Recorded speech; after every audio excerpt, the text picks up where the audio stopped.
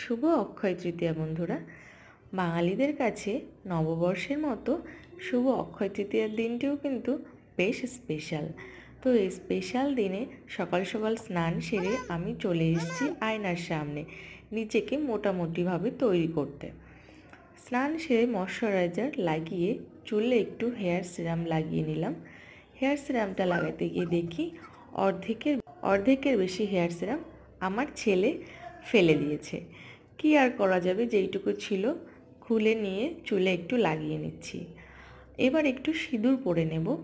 এটা ছাড়া তো একদমই ভালো লাগে না আমাদের মুখটা দেখতে।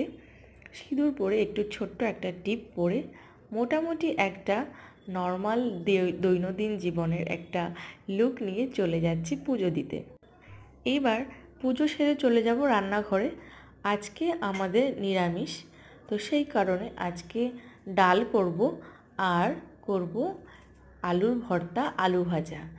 এইটা দিয়ে আজকের কিন্তু দুপুরের খাওয়াটা আমাদের সারতে হবে।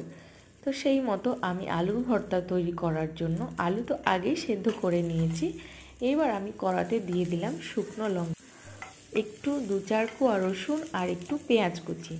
এটা দিয়ে আলুটা মেখে নেব। খেতে কিন্তু অপূর্ব স্বাদ হয়।